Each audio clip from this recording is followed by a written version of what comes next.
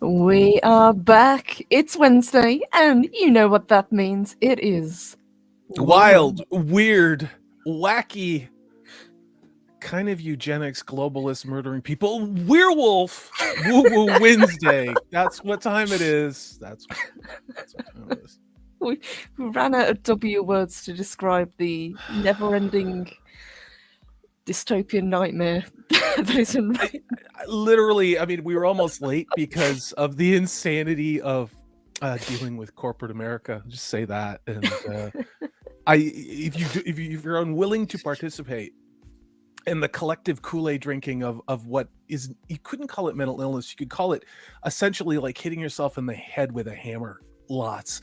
If you don't do that, you're a problem. You're not a team player. You're only a team player if you participate in the profound dysfunction, which is easily correctable. But that's my white supremacy talking. So that's got to be an histrophobe or something, absolutely. And Daniel says, "Will werewolves work the worm farms for Klaus?" Oh. No, but they probably will for Bill. Yeah, I want to make jokes about minor attracted billionaires that poison people, but I can't because it's not my channel. Hail, everybody. Hello, and let me give a very warm welcome to E. Stevens. They say, hello, first time catching you live. Always enjoy your woo talk. Well, thank you. Cheers. Great to see you. Very warm welcome. And we have got Leah Rose with us. Hello, lovely Leah to see you Rose. as well. Hail. Hey guys, great to see everybody. So we are back. It is more woo boot. So let's kick it off. I'm going to kick it off with something a little bit strange, but I thought it was quite funny. So I have found this little nugget. So if you didn't think the world was strange enough, apparently scientists have discovered a gigantic solid metal ball inside the Earth's core. So what essentially a like a gumball or a ball bearing that's just rolling around. What are the ball's pronouns? How does it feel about climate change? It's probably something to do with climate change, or everything is. I'm sure whatever this is going to require a lot of taxes on Western civilization, and all of us to eat bugs. So I can't wait to see what you have to say.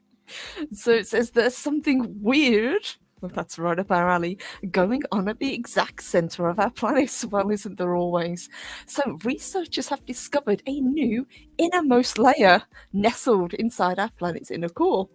A 400-mile solid metallic ball that responds to the reverberating shockwaves of earthquakes in an unexpected way. No kidding. When you mentioned that, and I want to shout some people out in chat. We've got the Darren Zone who says hello from the frozen wastes of Wales. We also have Pod Racing Palpatine. Hail to you. Remember, we heard this from the astronauts who landed on the moon. I think it was in 69 or maybe one of the subsequent missions in the early 70s, that when they landed on the moon, it felt like it was ringing like a bell. Now, it's wild that here we are 50 years later. Now they're like, oh, yeah, by the way, there might be this giant metal ball. I didn't say Benoit ball, but this giant metal ball in the middle of the planet that responds to it. Purple, you know what else it might respond to? The sun, you know? Just saying. Just like our weather. Just like our weather. Just like it does. And hello to Smile a while for me. Good to see you, sweetheart. Yes, hey. So... again, They are saying that there's something weird in the center of the Earth, and they seem to every decade or so change their mind what is actually in the center of our planet. So I still go back to the hollow Earth thing. That's my favorite. The only thing that they seem to be 100% sure about is that cow farts and breathing out is requiring all of us to give up all of our money and go live in 15-minute cities and eat bugs. They're 100% solid on that. The only thing that counts. But when it comes to this, and we've talked about it with dinosaurs, with meteors, with black holes, with time travel, with the CERN, all of these things, ancient impacts, that continues to evolve. But no, what Al Gore said and was proven wrong about in the early 2000s, we still have to believe that bullshit's true. It's funny you should mention that, because it does say here that this came from two seismologists from the Australian National University. Who knew? They found that the innermost core, and they've been may have formed following a, in quotation, significant global event from the past.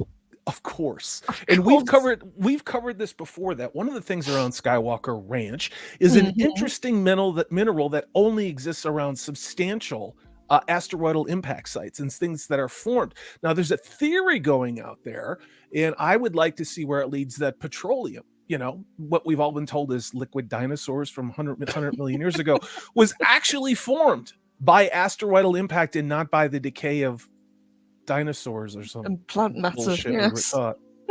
Yeah.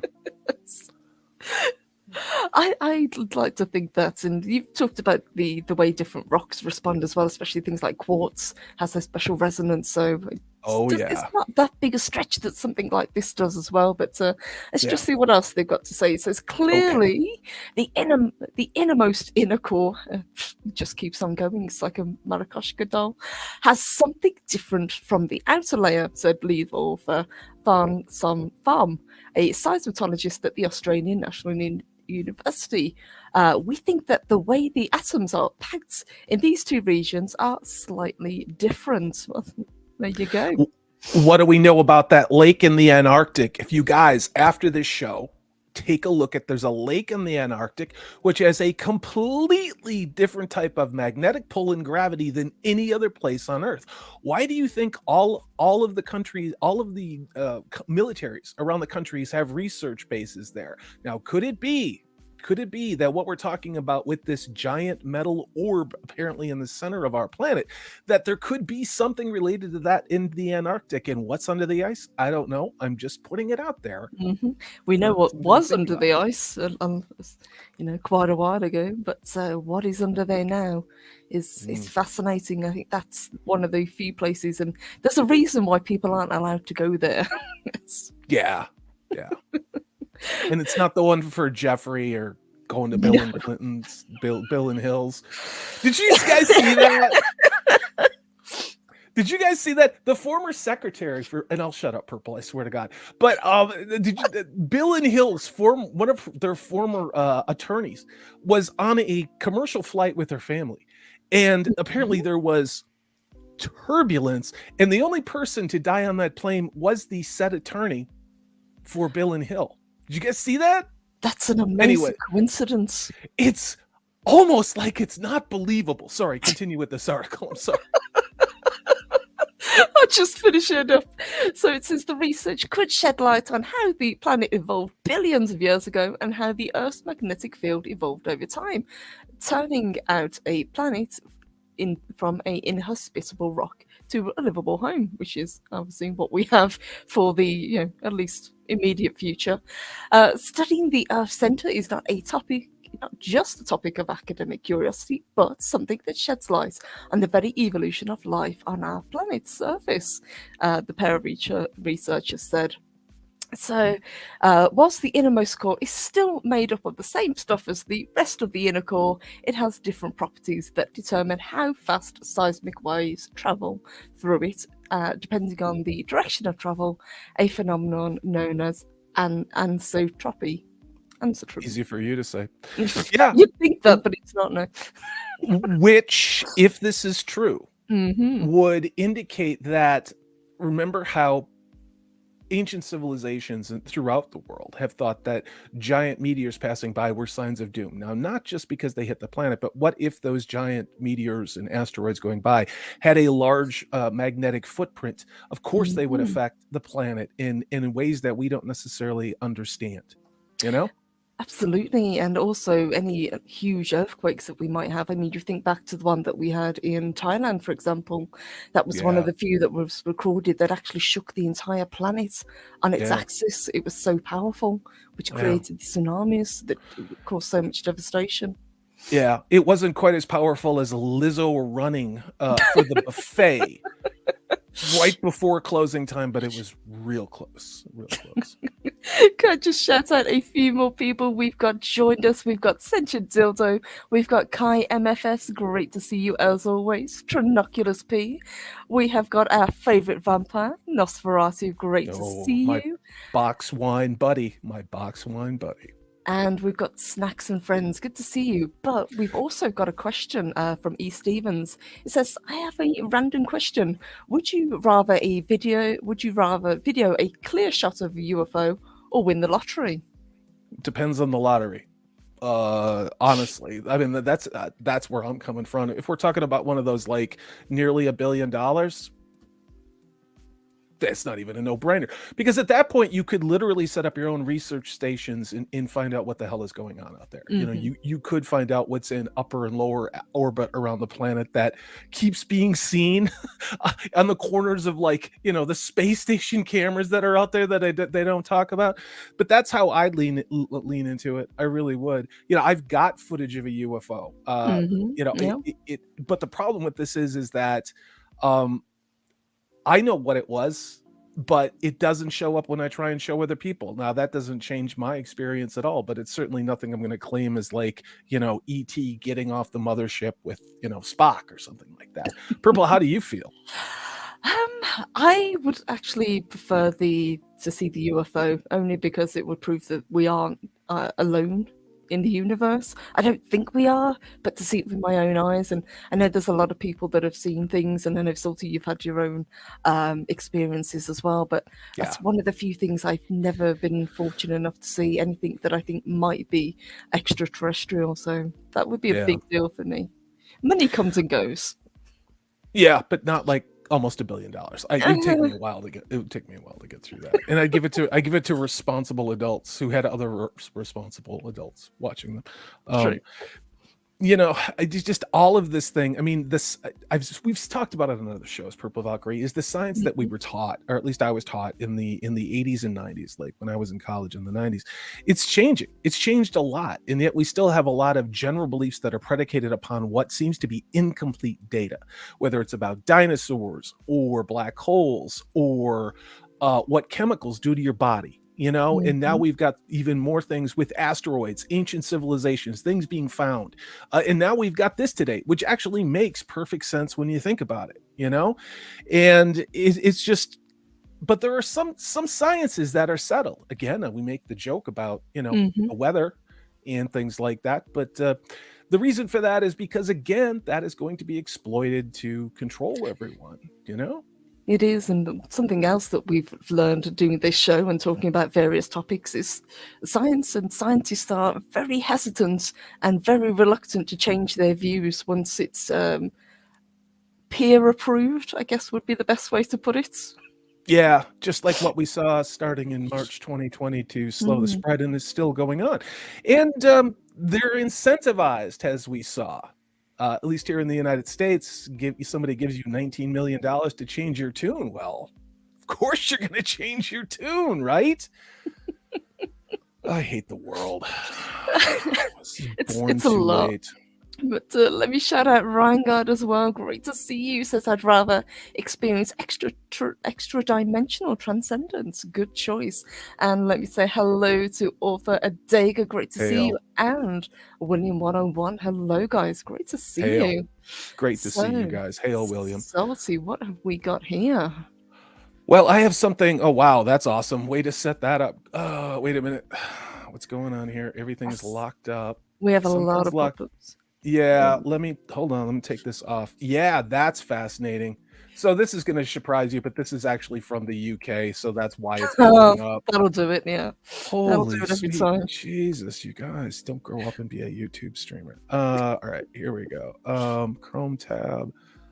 You guys amuse yourself while salty. So this comes from the Daily Mail, and I thought this was probably one of the weirdest things I've ever seen.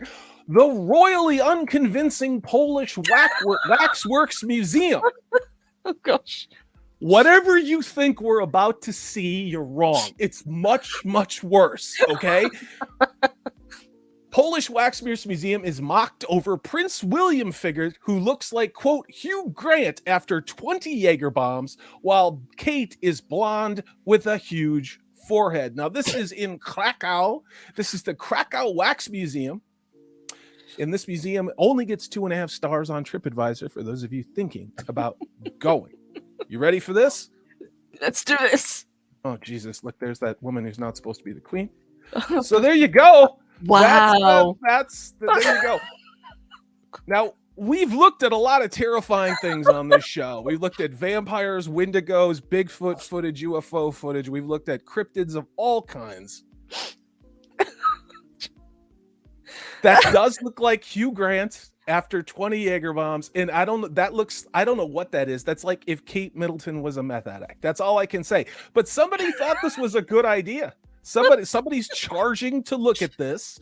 And what I really want to see though is I want to see their version of Harry and Meghan. Can you imagine what that's going to look like? God, there are so many jokes I want to make. And you guys know there was like a Ceylon with teeth. That's why. Wait, yeah, holy shit! You know what? These guys look like. What was that one game everybody was playing with the vampire chick with the big boobs? Remember that? It was like last year. Oh God, yes. Anyway, they both look like they're undead. You know what I mean? They really do.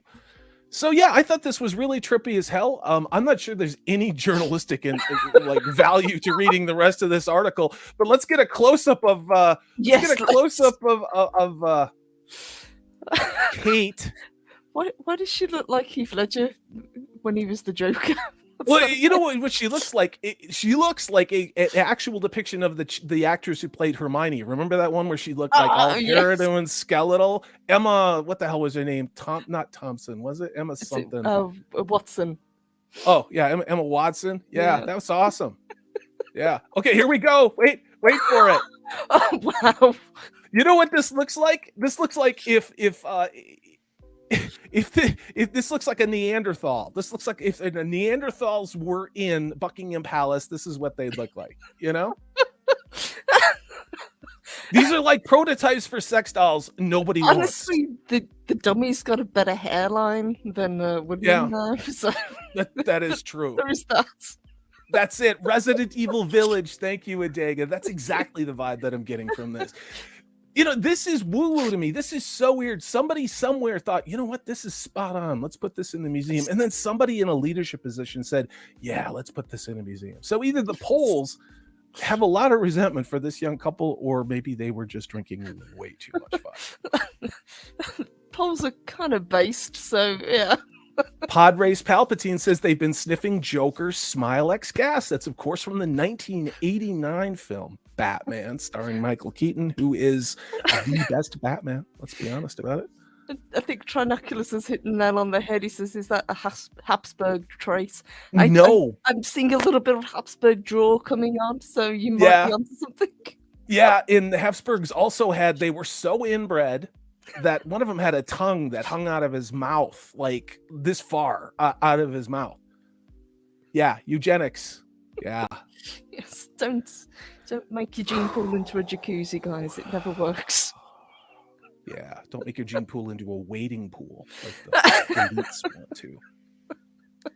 Oh, I love that. That was incredible. Thank you. You know, I wanted to embrace some of the weirdness out there. I got something else weird before we shift to you. Okay. I thought this was insane.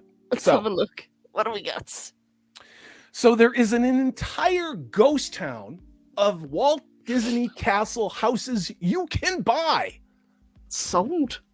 Look at them with their own currents all together. The only problem is they're Actually in Turkey. And That's a big problem, yes. Okay, so you come across this exceptionally strange site. You find an entire town of hundreds of Disney-style mini palaces, complete with turrets and glamorous towers. There's no one lives in these houses. These neighborhoods are just completely bare. This place is called Burj Al Babas, and it's a ghost town consisting of half-completed mini castles that were inspired by French chateaus. Now, there are 600 of these palaces. There were supposed to be 700, but they're empty. Now, construction on these began back in 2014, but it was soon halted because of complaints from conservationists and environmentalists, while the company that was responsible for it got burdened down with loads of debt and went bankrupt. So look at this whole town with this. Building a town full of castles would make you go bankrupt. In Turkey. I mean, they're very beautiful. I don't know if I'd want one so close to all of the other ones. If you had, that's a literal. It's not a McMansion. It's a McCastle. Think about that. Like what the hell? I mean, why would you want to live like that? I will never live in a McMansion. Castles. That's what that is. Oh, okay. Well, there you go. That's true. That's true. But this is just nuts, right? I mean, like, who thought this was a good idea? Yeah, look at this. You look at the back side of them. There's like pipes laying everywhere. Look at this. I'm guessing this is what people experience when they go to Disneyland, because I've never been there either. There's just like shit laying everywhere, and you go bankrupt trying to go. I mean, I'm not a big fan of Disney, but I thought that was completely insane. So, no, it's Turkish. It's Turkish prison Hogwarts. You get it right, Nosferatu. And hello to Awesome One and Soul Assassin. Great to see you. Awesome One says, I've seen a tour of the castles. They are not well designed and uncompleted, not safe to live in. No. That kind of sums up a lot of buildings in Turkey. It's got to be said. Yeah, not to be insensitive to the recent seismic events, but my God, it doesn't seem like building standards are high on the list of priorities. So, yeah. And DJ Ronnie G, great to see you, says, I picked the time slip as well. I will get back to that in a little bit. I put a poll up for people to get their opinions on things. But since we are talking weird, I am going to jump over to something that we haven't actually talked about, but something that I actually have an experience with. So let me bring it up. Guys, have you ever heard of the most infamous poltergeist in Scotland and probably in the UK? Actually, it is Bloody Mackenzie, or the Mackenzie poltergeist as it is known. Wow. Tell me more. Let me explain where this comes from. So the Mackenzie poltergeist, as it says, is the most well-documented paranormal phenomenon in the world. This is Mackenzie himself when he was young, before he became known as Bloody Mackenzie. I'll explain why in just a moment. But it says hundreds of people have reported being attacked by ghosts at Greyfriars Kirkyard in Edinburgh, Scotland. I will explain also. The most sinister of these spectres is Sir George Mackenzie, a 17th Scottish lawyer and legal writer who was an absolute terrible person, let's say, put it that way. Sir George is also known as Bloody Mackenzie, the Mackenzie poltergeist, and the persecutor of the Covenanters. So this is the Greyfriars Kirkyard. Very beautiful, great little church. It's actually, originally you had to go down about 4 meters to get into. Now, because of the way it's been built up, you have to go 3 meters up. So think of it as human lasagna. That's what the churchyard is like. It's basically dirt bodies built up on top of each other till you get to the point where they couldn't fit anybody else in.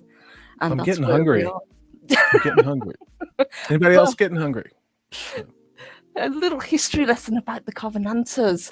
The Covenanters were supported by the Presbyterian Church of Scotland, free from political and religious interference of the Stuart kings. In 1637, King Charles I introduced the Book of Common Prayer with the declaration that opposition of this new, I can never pronounce that, Episcopalian liturgy would be treason. So basically, if you didn't believe what they believed, Oh, you were Episcopalian. Episcopalian. Thank you. Episcopalian. I can You never have to get put that the word out. emphasis on piss. Episcopalian. Yes.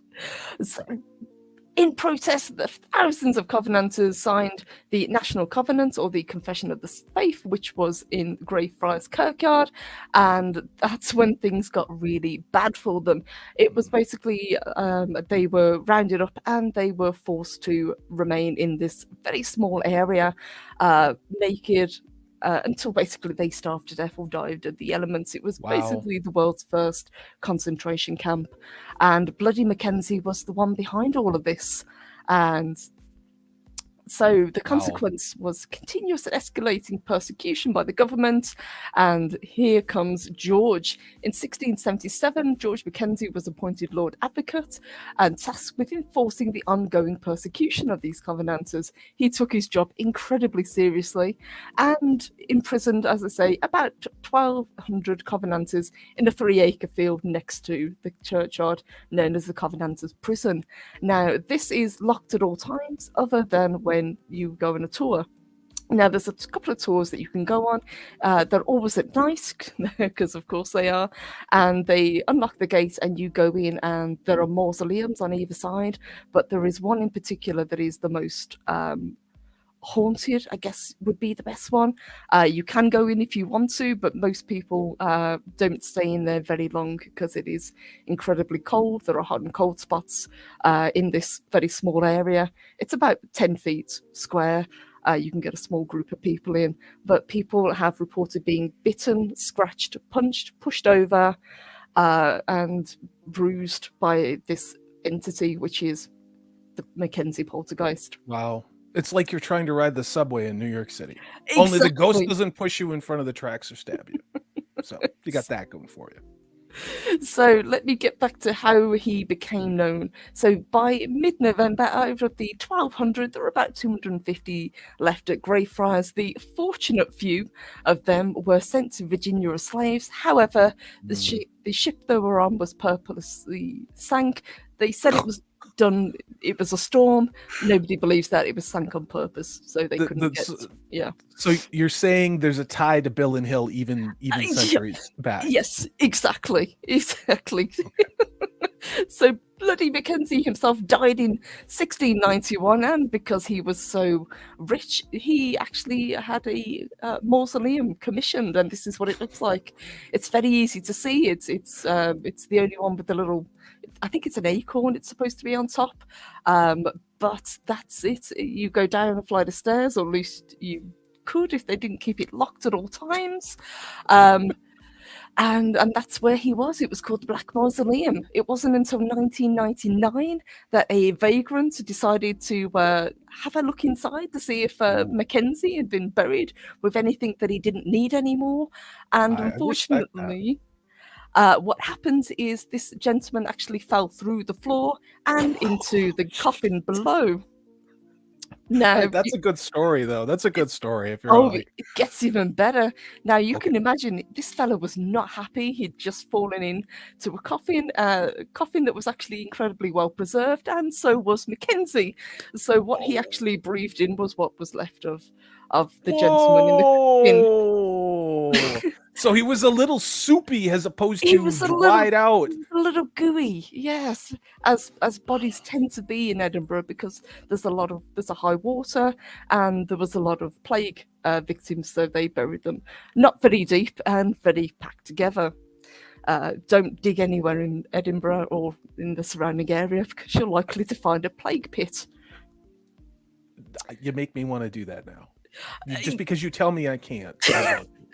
There's about 8,000 buried at the bottom of the hill where Holyrood Castle is, incidentally.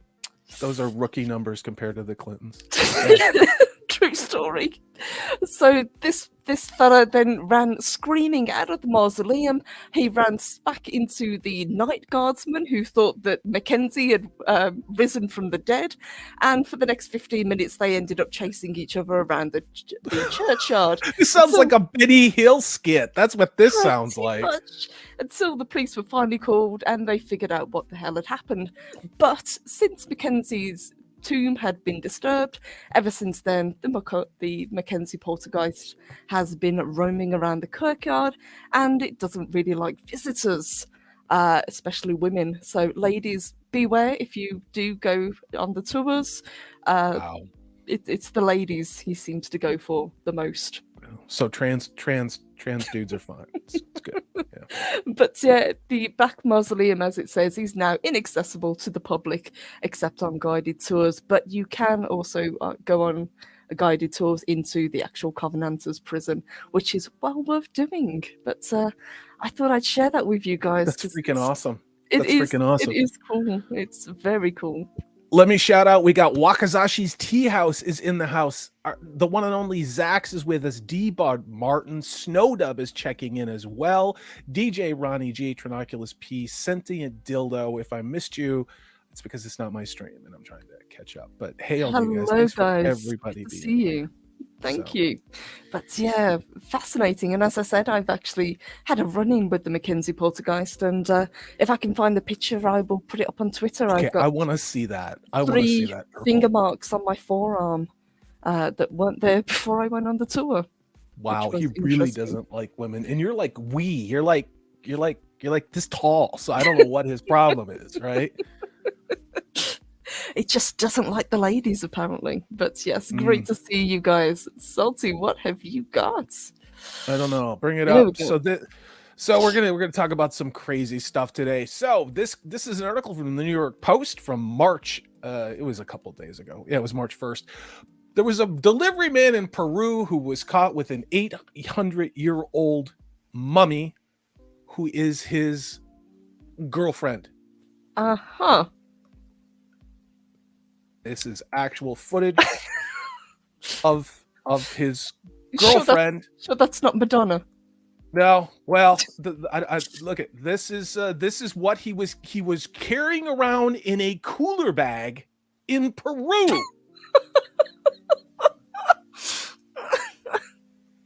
Let me say that again. There was a delivery man in Peru who has a girlfriend, his girlfriend in the biblical sense, that is actually an 800-year-old mummy.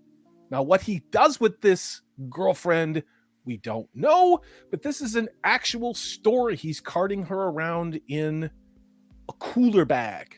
No, you say he's a delivery man. Are you saying like Uber Eats, so like anyone's order gets stuffed in the bag with the mummy? And he just kind of fishes it out? Or... I don't know. But yeah, this mummy was 800 years old. It was discovered inside a cooler bag. Now good Lord, hold on. I have commercials playing in my... Yeah. So you are earning 5% cash. Sorry, I hate all these pops up. So yeah, the Peruvian Ministry of Culture released photos, and this is from earlier in the week, of a cadaver. Don't you mean the delivery man's girlfriend? In the fetal position. This was in the city of Puno on Saturday. Now, the man is 26 years old. His name, because we have to actually put the names of the people who have mummy girlfriends, was Julio Cesar Bermejo. Revealed in an interview that he had been sharing his room with the centuries-old skeleton whom he nicknamed Juanita and mistakenly assumed it was female. Oh dear. I don't know what we can say because that's too close to the truth as to what the world actually is these days. You can't tell what's a boy or a girl. It sleeps in my bedroom with me. There's my bed, the TV set next to it, and there's Juanita. Bermejo explained. I take care of it. It's like, if you'll pardon the expression, as if it were my spiritual girlfriend. Now, Bermejo says the mummy was given to him by his dad and had been in their family for 30 years, but he did not explain how or where his dad obtained this artifact. Did his dad own a shovel at any time? On Saturday, the delivery man brought the mummified cadaver to a deserted archaeological site in Peru to show it off to his friends over beers. He denied he was trying to sell Juanita, who's in the bag. Police who were the mummy and handed it over to the Peruvian Ministry of Culture. Officials have stated that it was actually a pre-Hispanic mummy and was in fact an adult male measuring 4 feet 11 inches tall, who died at the age of 45 sometime between 600 and 800 years ago. Quote, "That's not the Juanita, it's a Juan." So many jokes can be made about that. The chats are not doing the Lord's work. Thank you, chats. And I see that's I get to miss that because I'm busy reading the article, and it's like, you got an 800-year-old mummy that's in your room that hangs out with you. You get drunk with your buddies, and you think it's a girl mummy that's in a cooler. And then like the cops show up, and you're like, but that's my girlfriend. And it's actually a dude. I mean, why Disney has not made this into a television series, I don't know yet. But I think we probably are going to see what the fall lineup of 2024 is as a story. Oh, yes. Very Watch similar this to this. Yeah. It's a nutty world we live in, guys. It's really, really nutty. It's a crazy, crazy world, and it's just getting more so. But that's a great story. Did it have a happy ending, or did they take his mummy away from him? Did it say? They took his mummy away, and now they took Juan, not Juanita, away to put him, because we use gendered language because we're not morons. It put him in the Peruvian Ministry of Culture. So there you go. At least he's safe now and not being carried around in a backpack. Yeah. Yes. Yeah. Hot one-on-one action. Yeah. Oh god, you guys are awesome. In a similar vein, since we're talking about ladies and gentlemen, I will share this one. Now, this is one that actually Salty sent to me a little while ago, which I thought was pretty cool, which is kind of funny. So we have got from, of course, the New York Times. Why not? Mate with short people to stop climate change. Not short mummies, but just short people in general, I think.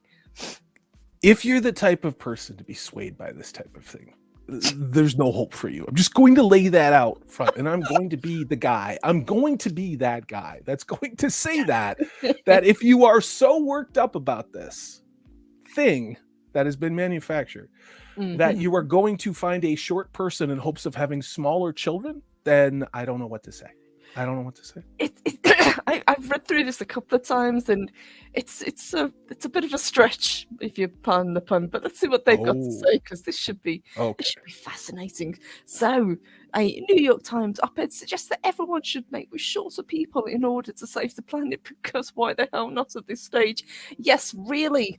Author Mara Altman claims that when you mate with shorter people, you are potentially saving the planet by shrinking the needs of subsequent generations. What a bunch of dipshits. I swear to God. It doesn't work like that, but okay. Lowering the height minimum for prospective partners on your dating profile is a step towards a greener planet, she adds in the piece. Oh God. Is this the same person who was the Tolkien expert for the Rings of Power? Because this bullshit sounds about the same. It kind of does, yeah. So let's see what any science is based on. Let's see. So Altman argues that shorter people are inherent conservationists when it comes to more crucial than ever in the world of 8 billion, adding that if we kept our proportions the same, but were just 10% shorter in America alone, we would save 87 million tons of food per year. Bullshit. Shit. I mean, like, the chat. I mean, tell me, like, there are people who have spent their entire life in college with a minor in gender studies and then a major in bullshit, getting master's degrees and doctorates, writing papers on things like this that are being taken seriously and funded by the same billionaires who want you to eat bugs. Okay? Think about that. You think clown world? You think we live in clown world? There's multiple layers of clowns. Like, yes. It's like the planet that we were talking about earlier. It just keeps on going. So Altman continues, short people don't just save resources, but as resources become scarcer because climate change, I'm guessing, because of the Earth. Don't burn down the food processing plants, and don't blow up our chemical factories over here. And how about not derailing all of our trains over here? But maybe that's just a conspiracy theory. Yeah, that's just crazy talk. Bullshit. So apparently they're also best suited for long-term survival, and not just because more of us will be able to jam into spaces when we're forced off this planet we wrecked. So go live in a pod and be happy about it, in other words. Our success as individuals does not depend on beating up other animals or people. It will. It's It always pretty is. quick. Pretty quick. That's kind of how we got to where we are at the moment. But Yeah. But she goes on, even if it did in an era of guns and drones, being tall now just makes you a bigger target. I want my children's children to know the value of short. I'm 6'5" and I'm insulted by that. Not only that, but I have exceptionally good aim, so don't talk to me about targets. Just gonna say that. Yeah. It's articles that like this, you can't even call them pseudoscience, but there are people who actually believe these things. And they go around and they throw Campbell's soup at Van Gogh paintings and they glue their dumb upper middle income spoiled child asses to the middle of the road, and then they put on black and go burn down police training facilities in Atlanta with no consequences. It's a joke. It is a joke, and we live in clown world. There's a whole lot of guys, and being 6'5", I have friends who are much taller, 6'8", 6'9", that are former basketball players, but they would lament that no one would date them if they weren't 6 feet tall. And I'm like, that doesn't make any sense to me. And some of these guys were 5'10", 5'11", and they're like much better, they're like jacked. And it's like, maybe they have a receding hairline, but they have a great living and they're funny as hell. And it's like, but because they're not 6 feet tall, like some vacuous, oh God, I wanted to say something really terrible. I'm not going to say on your channel. Some vacuous woman. We'll just say that. You guys go ahead and think of the word. Salty was probably involving dumpster. But some vacuous woman, just won't date him, and it's like, it is what it is. Is it unfair of me to make that analogy? Maybe, but it's wired into those women to want the bigger, taller, stronger, faster, whatever. And this is again part of the Great Reset. I mean, all of this messaging is basically smaller, and then because the elites need everything, and that's pretty much what it is. Everything is smaller. You'll own nothing like it. You'll eat the bugs.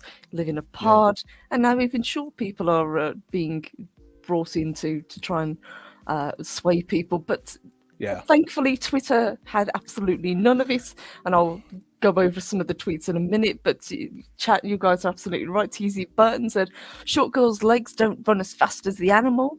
We'll catch them first. You are not wrong. I'm 5'1" and I cannot run fast at all. I look like a wind-up toy when I try to run. It's not good.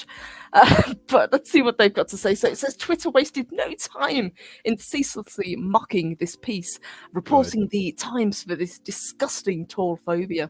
You're not wrong. Tall phobia. So we've got short grooming is where we have to draw the line. Yes. Liberals think that making their kids shorter is a win. Well, they also think that chopping things off their kids and sewing other things on their kids is a good idea. So, and this is the New York Times. I couldn't open up that one because it's behind a paywall. Because of course it is. You're not missing anything. It's the New York Times. I don't doubt it.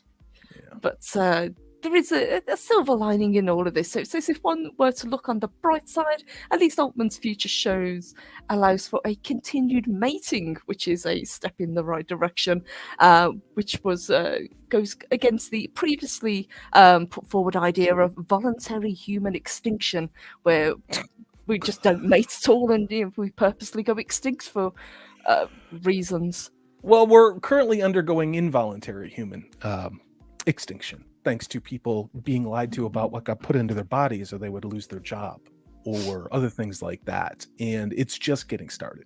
So I'm not trying to be sensationalist or a little rain cloud, but this shit's serious. Now, there are protocols out there that I recommend you looking into that can help detox that stuff from your body and try and help. But the next phase to this, if you don't expire immediately, is, of course, you get early onset dementia, which is going to be happening quite a bit in the next 36 to 48 months.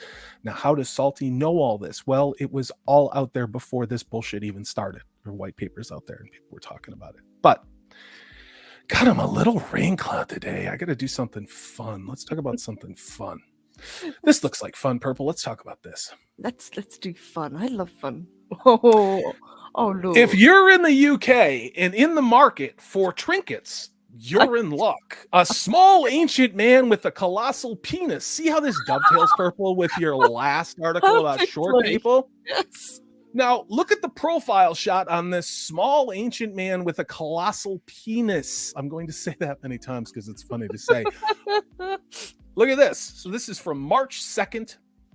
While metal detecting in a field, a British couple thought they had found an ancient cartwheel piece, but instead it turned out to be a small human figure with a large bronze hinged penis. It's hinged. The penis is hinged. Look at this. I just like that they went to the extra step to make it hinged. That makes me very, very happy. And apparently it makes him happy as well. Yeah. I mean, who doesn't have a hinged penis? I don't know. So Noonan's, which is an auction house in the UK, will soon sell off this small bronze statuette, which features a man holding a large penis in his right hand, which has a wedge that, of course, Noonan's auction house is in Mayfair, London. The piece is expected to sell for between 800 to 1,200 pounds, or for those of you with dollars, it's about 1,400. It was discovered in 2022 by Paul Shepherd and his wife Joanna during a metal detector rally at Hakenby, Lincolnshire. I don't know where that is. But this is in an unearthed, so they had also unearthed things like a medieval penny, and also, and that, let's see, just wanted to get this one. He initially thought this was a large steel pin, which would have been used in Celtic Roman world for securing, obviously, wheels to wagons. But after Paul had wiped away the mud from the giant hinged penis, a tiny human face peered back at him. So what is, people are kind of into, they're not, and there's another profile picture. Now, who made this? Who did this? Could this be the Romans? Is this the Celts? Is this ancient aliens? Well, let's find out. So he's a little guy with a big punch. It is believed to go back to the 1st century AD. Now, at this time, Britain was populated by Celtic tribes, as well as being invaded by the legions of Rome. Now, Nigel Mills was a consultant on coins and artifacts, especially with big hinged penises, said that the object, he's never seen anything quite like it, and he speculates it might have been used as a buckle to hold a sword on the scabbard. Now, Mills, who again, Nigel Mills, who's a consultant on coins, artifacts, and hinged penises, says that it is perhaps representative of good luck, and it might have been imbued with giant hinged penis magical powers to ward off evil spirits. As far as the man himself, Mills said he is a fertility idol based on the Roman god Mercury. He might actually be onto something, because I've talked about this in the past when I talked about the Cernabus giants with the 8-meter long erect penis. Oh, yeah. So they really, really did like putting penises on things. Yeah, I'm not going to say that. TC Burton says, I don't even want to know who would buy that. I would. Just saying.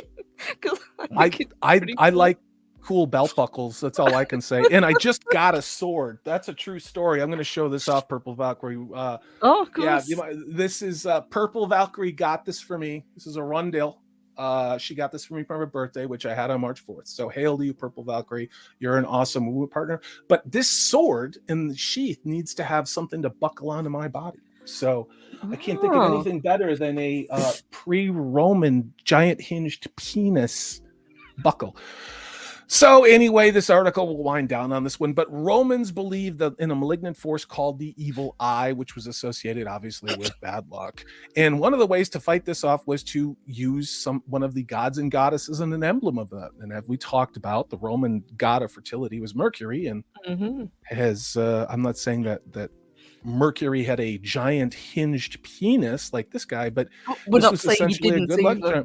No, I don't know. I mean, his penis is his business. I don't look when I go to the bathroom, so I don't know. You know, I just know what mine looks like, and yeah.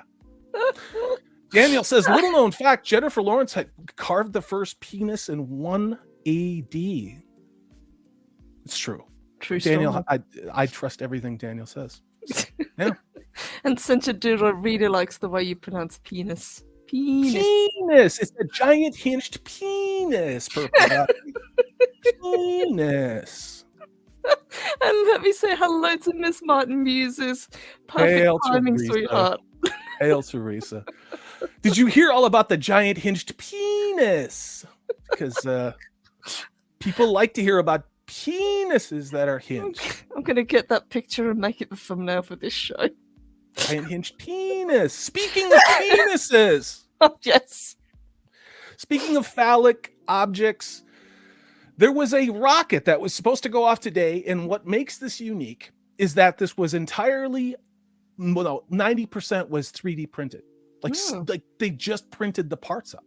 Now, this debut launch of the world's first 3D printed rocket was called off. And again, I looked at this article this morning. It just happened. Now, a new launch date has been announced after the California-based startup relatively canceled the launch today on Wednesday. So, yeah, this was built by Relativity, and it was called off at the last minute. It is seen as a key to test a U.S. company's novel strategy for cutting manufacturing costs, because it costs a lot of money to go to space. Now, this 35-meter tall, 115-foot Terran rocket, which looks like a penis, 85% of which was fabricated using a 3D printer, and it was set to lift off from the United States Space Force launch pad in Cape Canaveral, Florida, but it was canceled 1 minute from launch today due to a temperature issue. The company has yet to issue a new launch date. But this Terran 1 rocket is by far the largest 3D printed structure that has ever been assembled. And the launch represented an opportunity to test a whole bunch of things all at once and probably have it blow up. So the inaugural flight of the first rocket, which was nicknamed an acronym for Good Luck, Have Fun, was not scheduled to carry a commercial payload. Instead, it was to send up another part from another rocket that had blown up. What's interesting about this is they're still trying to get this as a proof of concept. You'd say this is an alpha test. It's not even a beta test yet. And the reason why is when this rocket was designed, it was for low orbit satellite cargo. Now, there's a market for that, but because space and what surrounds our planet is so full of shit floating up there from satellites from decades of people putting things up there, you have to go higher up in orbit. That means you need a bigger rocket with more horsepower. So they're actually working on an even larger 3D printed rocket.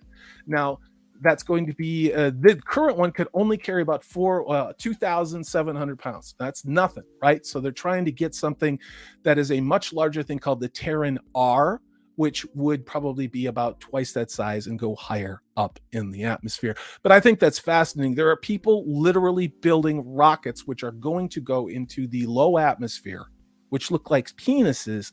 And look at this. You got a 3D printed rocket. All you need is some liquid oxygen, and maybe you can go take a ride. That's all I'm saying. So I thought that was wild. That is very cool. And I really want to see the printing of it. That's fascinating. It's a shame that it didn't launch. I really, really hope, and I'll keep an eye on it. And if it does, to see it go up. Sorry, I got people in our chat like sending me things on Twitter. I'm like, I don't want to miss anything. You guys quit distracting me. It's hard enough for me to pay attention to what the hell's going on normally. So we've got a member chat. Big thank you to D-Bud for highlighting it. Thank you so much. It is from Zax, and he's been with us for 16 months. He says MVP-ness is seconds away from poking his head in. Oh boy. That's okay. That's okay. You can keep the head out. I don't want a tip. You keep the whole thing. No, we love Max. We love Max. So many dick jokes. I love it. Yeah. Penis. Have we got time for one more saucy, or shall we? Yeah, let's do it. Let's do it. All right, it's a quick one, but I can come back to it another time as well. But I thought it was kind of cool, and we haven't talked about cryptids in a little while, so I thought we would just have a very quick look. It's got some kind of cool pictures. The most popular cryptids in every US state, which I thought it was kind of cool. Like I say, it's got some cool pictures, so let's give it a breakdown. So pick a state, any state. So let's see. What have we got? So most of these aren't even Alabama werewolf. Let's go through these. Alabama. Yeah. So what do we think? In Alabama and Alaska, now see, that shocks me. That surprises me. What the hell are people in Alaska worrying about werewolves for? All right. I mean, you obviously have Yeti. You have God knows what else is up there. You got Wendigo up there. I'd be more concerned with that. All right. Arizona with the Thunderbird. That makes a lot of sense. Yeah. Yeah. Loch Ness Monster for California. It's California's Purple Valkyrie. Come on. Look who their governor is. They've got a cryptid. I mean, like, every bad idea in the world has come out of that government body over there. So, of course, the Loch Ness Monster is going to be on it.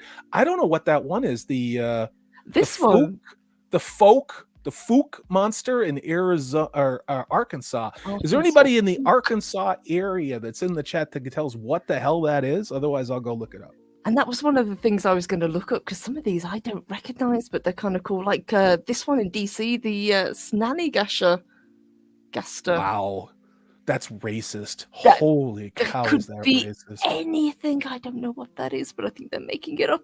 Let's see what Anacostia, else. I know what it is, but it's okay. So it's another word. So folk monster is another word for the Boggy Creek monster. Oh, okay. Now that I've heard of, which is a type of Sasquatch type creature, if I remember correctly. Yeah, except he's a little moist. He's more moist.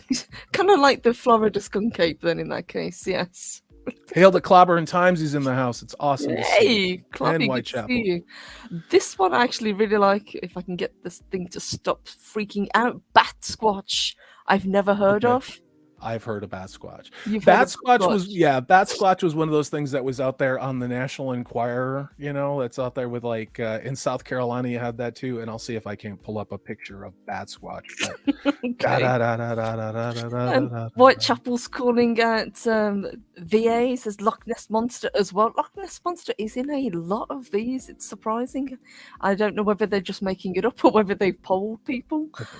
Just making it up. I think they may just be making it up, but it's kind of fun anyway. Let's see what else. See, I thought that said Karen, but it says Kraken. Okay, see, this is bullshit because I've lived in Washington for a while. I've lived in a lot of places. Now, Kraken was the name they gave to the new NHL National Hockey League team. Nobody wanted it here. Nobody wanted it. We wanted it to be something like, sockeye or Chinook, because of the salmon or something else. Makes sense. That. Yeah. No one here. There are no Kraken things. There's no Kraken statues. There's no Kraken branding. Now there's a bunch of Bigfoot. There's a bunch of Bigfoot. I was thinking, if anything, it would be Bigfoot. Yeah. I don't know who put this together. I really don't. But there's nothing to do with Kraken out here. Not a damn thing. And as far as Oregon Bat Squatch, Oregon is the home of the Bigfoot Research Center and Bigfoot Museum. I don't know where they're pulling this out of, but I don't necessarily think this is entirely above board. No, I don't. I mean, some of them, like Michigan Dogman. Yes, I get. Yeah, makes sense. Is that South Dakota? Ogopogo. Yep. Texas Chupacabra makes sense. What is Minnesota? Okay, Wendigo makes sense because that in Wisconsin both. Although Wisconsin does have a significant amount of Bigfoot activity as well as that. Hawaii. What the hell is the Loch Ness Monster doing in Hawaii? Is this were they just high? Holiday. Is it Georgia? The Loch Ness Monster? Yes. Bullshit. They talk about Bigfoot because here's the thing, not all of Georgia is flat. You can go to the northern part and it's kind of hilly and there's some deep woods over there, the Georgia pines. Like, that's Bigfoot country over there. And not only that, but other Native American related myths that occur. It's just, look at this. They're just like, let's just make shit up. Chupacabra in Maryland or Missouri. Anybody from Missouri? I don't believe that at all. I'm calling. Yeah. I mean, that one makes sense. Skinwalker in. Yeah. Mothman, West Virginia. That makes sense. So some of them, North Dakota. I guess, but most of them I'm thinking not at all. And the Loch Ness Monster shows up way too many times. Well, and what is this Dover demon bullshit? I mean, I don't even know what that is. I've never heard of that. Oh, the Dover demon we should cover on one of the shows. It was it was basically an alien sighting that was seen by a bunch of school kids, but it was called the Dover Demon because it had these glowing red eyes and then kind of scuttled off. It looked like Gollum. But yeah, I thought it was kind of weird. And then we've got top related searches as well. So in the US, for the cryptid, it says the Yeti. Kraken my ass. See, I think somebody's confusing search results for Kraken because they are the new NHL team for Seattle. Guess what the name of you guys are going to believe this. Guess what the name of the Coliseum, that the ice rink that the Seattle Kraken play in. Are you ready for it? What is it? Climate Change Arena. Wow. Seattle's a shithole. You know, I'm not the first to say it, but I can tell you, yeah, Climate Change Arena. Yeah, it's not a cult. It's all real. That's why it needs this marketing plan. You can't talk about it on YouTube because it's locked down tight. Kraken. Is that better, sentient dildo? Kraken? I think he just likes the penis. But the thing about the Kraken is it has a hinged penis on the Kraken. Daniel, climate. It's a grift, Daniel. It's a grift. This has been fun. This has been fun. Pod Racing says Loch Ness Monster World Tour 2023. You are not. He's in Hawaii. Kiss my ass. This is bullshit. California. I mean, Northern California is a hotspot for UFO activity. Mount Shasta, we haven't ever really talked about that. Bigfoot activity, not to mention like countless other things that they're finding in the ocean. But no, let's make it about the Loch Ness Monster. Sorry, I don't mean to. It's not directed at you, Purple Valkyrie. It's directed. No, not at all. I thought it was kind of ridiculous. It's one of the reasons I wanted to pull it up, just to get an American's perspective on this and how far off they are on this. Really far. Before we wind down, let me give the results of the poll. I asked you guys, what would you most like to encounter? I said aliens or a UFO, a time slip, a cryptid, or something else. Put it in the chat. So we have 38%. We have got the alien and time slip head and head, neck and neck. And 15% said they would like to see some sort of cryptid. And 7% of you said something else. So pretty darn cool. Thank you, guys. I picked time slip. I picked time slip because I'd like to slip back into the 80s and never leave. Yes, that's a good time. And I'm going to cover time slips at one point because some of the stories that people have told are kind of fascinating. Yeah. Not the kind of time slips that Let's Go Brandon has, you know? I really hate Obama's third term. Can I just say that? I really hate Obama's third term. It sucks. So, yeah. And thank you, guys. Salty, before we wrap up this wonderful Woo Woo Wednesday and let people get on, what have you got coming up? I was going to drop a video before this show, but then the IRL and my real work got into this. This is a long form video, and it's going to probably cause me a whole bunch of heartburn with YouTube, but I don't care. This has to do with the use of AI artwork in underrepresented communities, which are morbidly obese, which need to be in science fiction, according to these creatives. So I'm going to be dropping that video today, shortly after this movie, or shortly after the show. So thanks for having me on. You're welcome. Thank you. And yes, please, guys, if you are not already subscribed, please check out Salty's channel because he does very hard work. He is awesome. Not just at Woo Woo, but a lot of things. So thank you. I owe it all to my wedged penis. My wedged penis. Yeah. Guys, this has been a lot of fun. We will hopefully be back again next Wednesday for more Woo Woo. I will be back on Sunday. Not sure what I'll be doing, but I will be doing some sort of show. So hope to see you guys soon. But a massive thank you to the master of the esoteric himself, Salty Traveling Sea. Thank you. A huge thank you to everybody who joined us today. You guys were on fire as always. So many great comments in the chat. You guys are amazing, and thank you to the member chats as well. You guys are very, very generous. I really appreciate it. And Roman, hey Roman, I'm sorry. Yes, we are winding down, but we will be back next week, we promise. So, guys, have a wonderful rest of your evening, rest of your Wednesday. If we don't see you again, look after yourselves and stay weird. Have a good one.